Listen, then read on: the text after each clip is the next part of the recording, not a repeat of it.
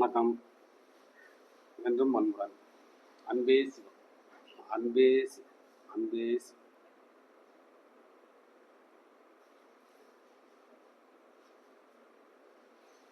ஒரு இடத்துல பார்த்தா அன்னதானம் போட்டு விளம்பிக்கிட்டு இருக்காங்க. வீடியோவில் வரும் பாருங்க. அப்பா தாத்தா காலங்களெல்லாம் அன்னதானங்கிறதுனா தெரியாது. அன்னைக்கு சாப்பாட்டுக்கு ஒரு அரிசிக்கு பயங்கர பிரச்சனை.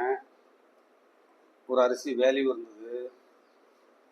இன்னைக்கு அரிசிக்கு வேல்யூ இருக்கா? ஆனால் அவன் அரிசிக்கு வேல்யூவே இல்லாத காலங்களில் நிம்மதியாக வாழ்ந்துட்டு போனான். இப்போ உங்களால் நிம்மதியே இல்லை. எல்லாம் தந்தாச்சு. கார் தந்தாச்சு, பங்களா தந்தாச்சு, சொத்து தந்தாச்சு, வீட்டுக்குள்ளேயே தண்ணி, கரண்ட் அடுப்பு, கேஸ் அடுப்பு, ஸ்டவ் அடுப்பு எல்லாம் தந்தாச்சு. வீட்டுக்குள்ளேயே கக்குசு, பாத்ரூம்பு, செல்லு, டிவி, வேற நிகழ்ச்சிகள், ப்ரோக்ராம்கள், இப்படி நிறைய எல்லாமே தந்தாச்சு. ஆனால்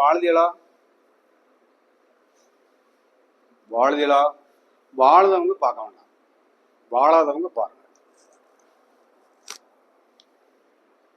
என்ன நீங்க வாழுதி அப்படின்னாலும் நம்ம அதுக்கு மேல ஒன்றும் சொல்ல முடியாது. வாழுதியில் நீங்க நல்லா இருக்கு அப்படின்ட்டு நான் அது பிறகு பேச வேண்டிய அவசியம் இல்லை. நான் வந்து நல்லா இல்லை, பிரச்சனையா இருக்கு, துன்பமா இருக்கு, இப்படி உள்ளவங்களுக்கு தான் நான் சொல்ல வரேன். அப்போ அந்த ஒரு பருக்கு அரிசி, ஒரு அரிசி உன் தலையெழுத்தை நிர்ணயம் பண்ணும். உன் தலையெழுத்தை நிர்ணயம் பண்ணும். கொரோனா வந்து உங்களுக்கு பெரிய ஒரு பாடத்தை நடத்திட்டு போச்சு. இன்னைக்கு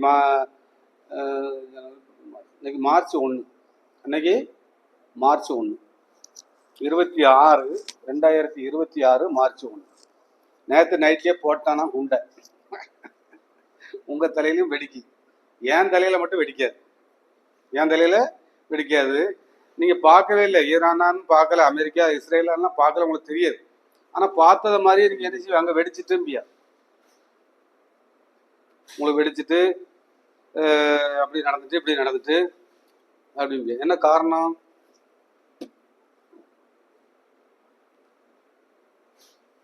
நீங்க தான் நம்பி எல்லாரும் ஓட்டு போட்டீங்க. தலைவர்களை நீங்க தான் தேர்ந்தெடுத்தீங்க. நல்லவனை தேர்ந்தெடுக்கலையே. தேர்ந்தெடுத்தீங்களா? இங்க இருந்தே நீங்க பாருங்க என்ன செய்தின்னு. அப்புறம் அங்கேயும் அதே மாதிரி எல்லாம் ஒட்டுமொத்தமா அப்படிதான் போகும். ஏன்? ஒரு பருக்கு அரிசியை மதிக்க தெரியலன்னு அர்த்தம். அண்ணாதான தாத்தா பாட்ட காலங்கள்ல இல்லை. இப்ப நீங்க போடுதிய, போடலாமான்னு உங்களுக்கு தெரியுமா? யாரோ போட்டாங்க, நானும் போடுதுன்னு தான் போடுதீங்களே தவிர எதுக்கு போடுதுன்னே தெரியல. நீங்க புண்ணியம் சம்பாதிக்கிறதுல அங்க வரல. புண்ணியமும் சமைக்க கூடாது, பாவமும் சம்பாதிக்க கூடாது. ரெண்டையும் அடிச்சு கொள்ளணும். புண்ணியமெல்லாம் அங்க சம்பாத்தியம் பண்ணக்கூடாது, பாவமும் சம்பாதிக்கணும். கணக்கு எப்படி இருக்கு? கணக்கு அப்படித்தான் இருக்கு. அன்புக்குள்ள கணக்கு அப்படிதான் இருக்கு. அப்போ நீங்க ஒரு பத்து அரிசி சிந்துனா கணக்குல நீங்களே எழுதிக்கிறீங்க. அதனால என்ன? அப்போ அன்னதானம் போட்ட தப்பு இல்லை. அன்னதானம் போடுதில என்ன சொல்லி போட்டியா? ஒரு மாடு சாப்பிடுற மாதிரி வயிறு வீங்கி அலையுத மாதிரி அலைவியா. உடல் வளர்க்கும் உபாயம் அறிந்து உடல் வளர்த்தேன், உயிர் வளர்த்தேன், மற்ற ஜீவராசி கிடையாது. உனக்கு உண்டு. ஒரு அரிசிக்கு கணக்கு சொல்றதுக்கு உனக்கு உண்டு. உயிரை வளர்க்கறதுக்கு வந்து நீ உடம்ப மட்டும் வளர்க்க. அதே மாதிரி மற்ற ஜீவராசி உடம்ப வளர்க்கணும், அதனால சாப்பிடணும். நீ உடம்ப வளர்க்கணும், ஆனா ரூல் உயிரை வளர்க்கணும். ரூல் என்ன? உயிரை வளர்க்கணும். உயிரை வளர்க்கறதுக்கு சாப்பிடணும். அப்ப இந்த உடம்பு வந்து இல்லைன்னா வேஸ்ட் ஆயிரும். அதுக்கு வந்து வேஸ்ட் தான், அதை பத்தி கணக்கு கிடையாது. அதுக்கு வந்து நீ அது ஒரு அரிசி சிந்தனாலோ திங்க முடியாம கொட்டிட்டு போனாலோ காலுக்கு ஏற்றிட்டு போனாலும் மற்ற மிருகங்களுக்கு கணக்கு கிடையாது. உனக்கு கணக்கு இருக்கு, மனிதனுக்கு கணக்கு இருக்கு. அப்போ அந்த கணக்குக்கு நீங்க என்ன செய்யணும்? ஒரு பொருக்கு அரிசியை கூட மதிக்கணும். அதே மாதிரி நீ யாருக்கா கொடுக்கனாலும் என்ன செய்யணும்? பசி அறிந்து கொடு. அடுத்தாக்கல நீ என்ன செய்ய, எதுக்குன்னு சொல்லி கொடு. சும்மானதான தட்டுன்னு தட்டி வம்பாக்குதியா? இந்த உணவு இப்போ வந்து இதோட அருமை யாருக்கு தெரியுமா? இன்னைக்கு 1ஆம் தேதி 2026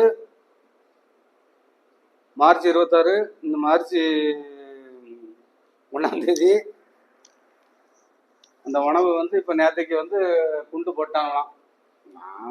நமக்கு அமெரிக்காவும் தெரியாது, ஈரானும் தெரியாது, ஈராக்கும் தெரியாது. உங்களுக்கு எல்லாமே தெரியும். அதனால வலிச்சு கொன்னு சாவிய நீங்க.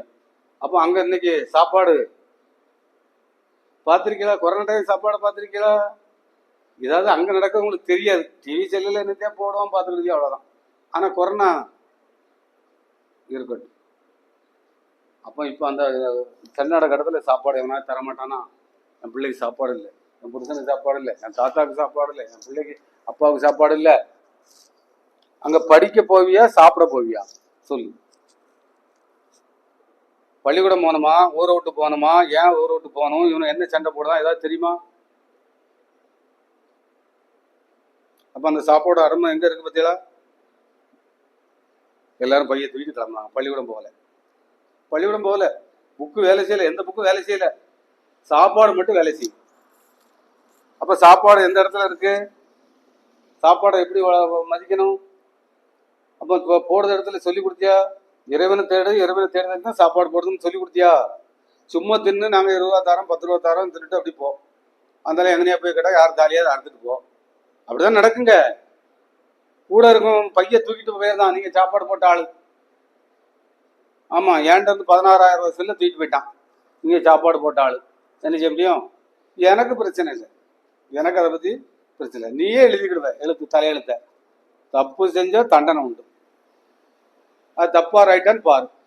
மாலை போட்டிருக்கவங்க, வேட்டி கட்டி இருக்கவங்க, வேட்டி இல்லைங்க, சட்டை போடாதவங்க, செருப்பு இல்லாதவங்க, களவாங்க, பொய் சொல்லுத, திருடுத, ஏமாத்துத, 5 பொட்டனை பார்சல் வாங்குறத, தூர போடுத. இங்க அதை விட மாதிரி போற இடங்கள்லாம் அண்ணன். என்னத்துக்கு நீ யோசி. நீ வாழ்ந்தா அங்க எல்லாரும் வாழ்வாங்க. நீ வாழ்ந்தா இந்த உலகம் வாழும். நீ வாழன்னா உலகம் வாழாது. எனக்கு உலகம் வாழ்ந்துகிட்டு இருக்கு, உனக்கு உலகம் வாழாது. துன்பம் துயரம் பிரச்சனை ஒன்று சொல்லிக்கிட்டுமா. அமெரிக்காவில் அதை செஞ்சுட்டான் அவரு மோடி எல்லாம் போய் என்னமோ அங்கே ஒரு தீவில போய் என்னமோ ஒருத்தவன் என்னமோ பேரெல்லாம் நமக்கு தெரியும், அவங்களுக்கு தெரியும். அதெல்லாம் போட்டு கும்மி அடிச்சு அதில் அது இப்படின்னா இந்த அடுத்த காலம் வந்துட்டான். நீங்கள் அன்னைக்கு ஐயோ பிள்ளைக்கு எப்படி ஆயிருமோ, நம்ம காலங்களில் எப்படி இருக்குமோ, நம்ம பிள்ளைய காலங்களில் எப்படி இருக்குமோன்னு உன்னை வலிக்க வச்சுக்கிட்டே இருக்க வேலை தான் அவனுக்கு. அது முடிஞ்சிட்டு அது வெளியே தின்னு முழுசாக ஆகலை, அதுக்குள்ள அங்கே போராயிட்டு. இப்போ அடுத்த அந்த மண்டை உங்கள் மண்டை அந்த மண்டை கலந்து விழுந்துட்டு இப்போ இதை மண்டையில் ஏற்றியாச்சு. ஐயோ பெட்ரோல் தட்டுப்பாடு ஆயிரும், பெட்ரோல் தட்டுப்பாடுனா உலகம் சம்பிச்சிரும், அதாயிரும் இதாயிரும் இப்படி மண்டையில் போட்டு நீங்கள் என்ன செய்வியா? வாழவே மாட்டியா.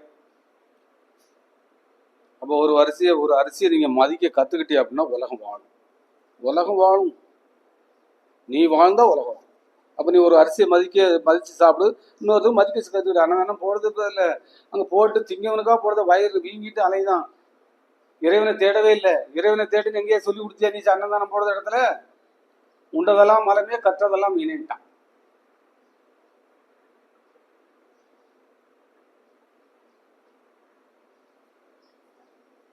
அப்போ அவ்வளோ வேஸ்ட். நீ சுவாசிச்ச காற்று வேஸ்ட்டு, இந்த உடம்பு வேஸ்ட்டு, இது உள்ள ஓடிக்கிட்டு இருக்க ரத்தம் வேஸ்ட்டு,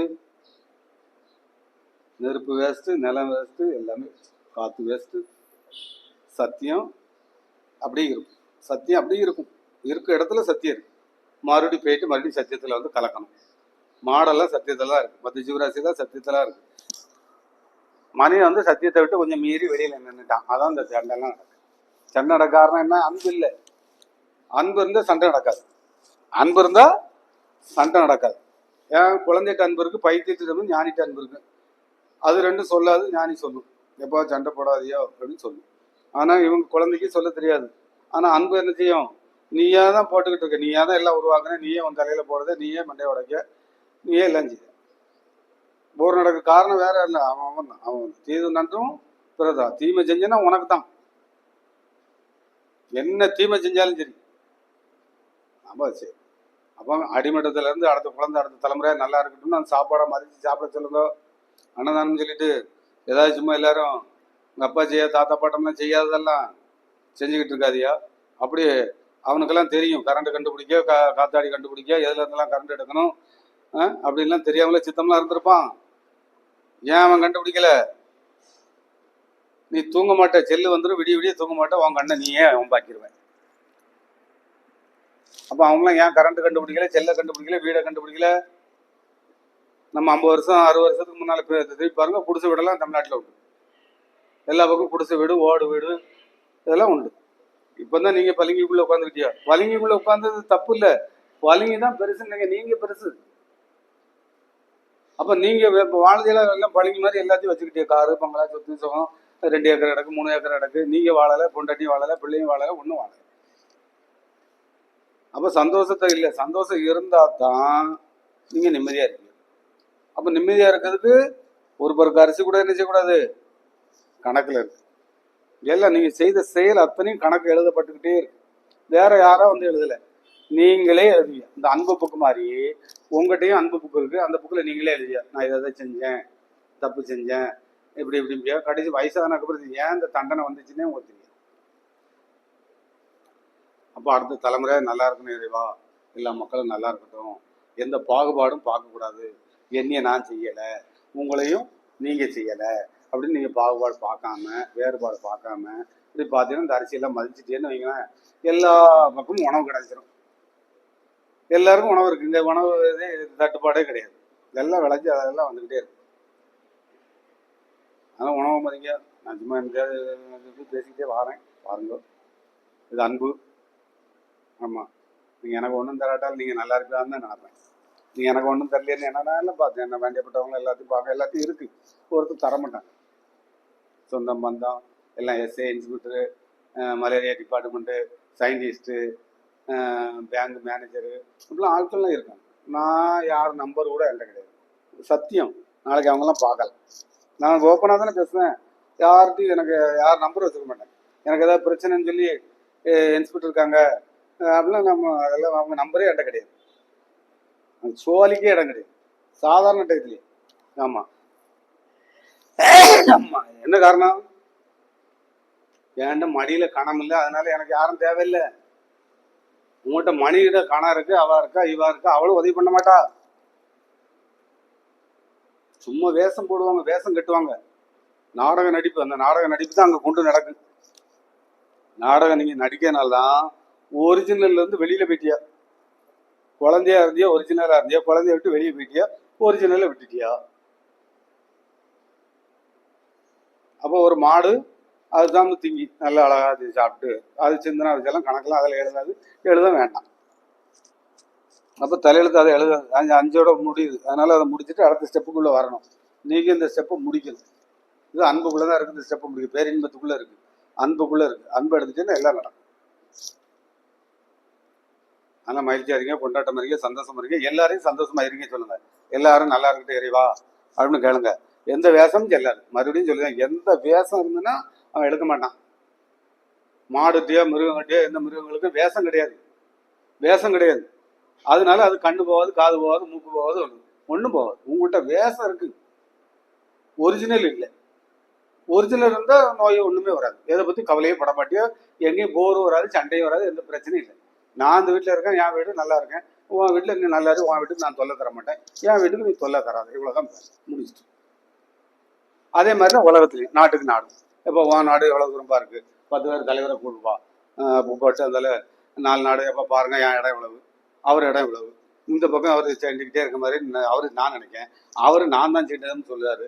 நீங்கள் 4 பேர் வாங்க, அளந்து கொஞ்சம் காலம் இடம் வேணாலும் நான் கொடுத்துருந்தேன், இவ்வளோதானே, இனிமேல் இந்த பக்கம் வரக்கூடாது, பார்த்துக்கிடுங்க அப்படின்னு சொன்னால் உலக போர்வையாக வரப்போகுது. நீங்கள் வீட்டுக்குள்ளேயே பெரிய போராட்டமாக இருக்கியா, வீட்டுக்குள்ளேயே நீங்கள் டெய்லி அங்கே என்ன செய்யுது, போர்க்களம் தான் பண்ணிக்கிட்டு இருக்கீங்க. வீட்டுக்குள்ளே நீங்கள் இருக்க இடத்துல போர்க்களம் தான் ஓட்டிக்கிட்டு இருக்கீங்க. அங்கே போர் நடக்குன்னு பார்த்துட்டு இருக்கீங்களோ, இங்கே நீங்கள் வீட்டுக்குள்ளேயே போர்க்களம் தான் வச்சிருக்கியா. நீங்கள் 50ஆம் கிளாஸ், இது 5ஆம் கிளாஸ் தான், நீங்கள் போர்க்களம் தான் இருக்கேன்னு இவன் சொல்லிடுவான். அது 5ஆம் கிளாஸால் தான் சொல்ல முடியும், அன்பால் தான் சொல்ல முடியும். 5ஆம் கிளாஸால் சொல்லிட முடியாது. 5ஆம் கிளாஸ் அன்பை செலுத்துறோம் சீக்கிரமா. நீங்கள் கொஞ்சம் அதனால் பார்த்துருங்க, உணவை வேஸ்ட் பண்ணாதீங்க. உணவு வேஸ்ட் பண்ணி அடி இருக்குது, காற்று இருக்குது. உணவுக்காண்டி தான் அத்தனை ஜீவராசியும் படைக்கப்பட்டிருக்கு. சாப்பிடணும், உடம்பு வளர்க்கணும், மனிதன் உயிர் வளர்க்கணும். மற்ற ஜீவராசி உடம்பு வளர்க்கணும், உயிரை வளர்க்கக்கூடாது. அது உயிரை வளர்க்க தெரியாது, உயிரை வளர்ந்து பிரயோஜனம் இல்லை, உயிரை வளர்க்க முடியாது. அதான் ரூல். செல்வத்தை அதை அடைய முடியாது, பேரின்பத்தை அதை எடுக்க முடியாது, ஞானத்தை அதை எடுக்க முடியாது. நீ எடுத்தாதான் கணக்கு முடிக்கலாம், இல்லை கணக்கு முடிக்க முடியாது. எந்த மண்முடன் ஞானி யோக்கினாலும் அன்பே சிவம், அன்பே சிவம், வேற ஒண்ணுமே இல்லை. எந்த வேஷமும் கட்ட வேண்டாம், எந்த இதுவும் தேவையில்லை, எந்த இதுவும் உனக்கு ஒன்றும் செய்யாது. நீ உன் மேலே என்னெல்லாம் சுற்றி நான் பெரியவன் நீ பெரியவன், அதை போட்டுக்கோ இதை போட்டுக்கோ, அந்த வேஷம் கட்டிக்கோ இந்த வேஷம் கட்டிக்கோ, அது வேஷம். ரோட்டில் ஆடுறாங்கல்ல, அதுக்கு சமம் தான்.